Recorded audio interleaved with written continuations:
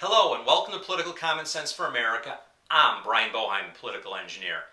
And today I want to talk about the consequences of a fair tax or a consumption tax. And this is part 2 of this conversation because we got so many comments and questions on the first part.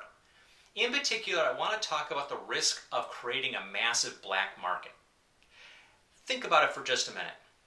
People will drive across county lines to save 2% sales tax. They'll drive across state lines for the same.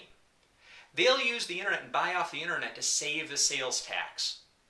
They do this because people are price conscious. If you tack on a 20% sales tax on things, people will try to find ways to avoid it. Now, I understand what you're going to say. The argument is that every product has a built-in cost that every manufacturer and wholesaler and retailer tack in there because they have to manage and handle income tax of their employees. And so every product is 20% more expensive than it would be if we didn't have an income tax. I agree with that wholeheartedly. I agree. And though, it's not the dollars of the income tax that is the issue. It is the complexity of the income tax that's the issue.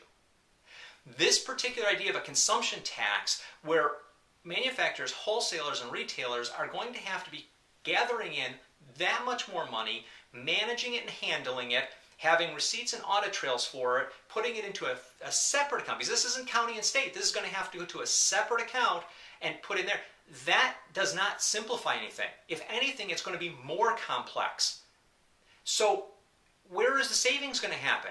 We're not going to save that 20% because the complexity is still going to be there. It's just going to be different. So in turn, we're going to create this opportunity for black market, literally vans on street corners and in alleys, where that money, where people are going to save 20% by going and buying it that way, even if the price stays the same, but it'll be more. What's going to happen is we're going to be sending money to gangs, to gangsters, to organized crime, and terrorists. Because most of these products that we will be buying will be built and manufactured and shipped from countries that don't have our best interest at heart. That's our perspective on that issue around consumption tax and the fair tax. As we always say, we believe in a fair, flat tax.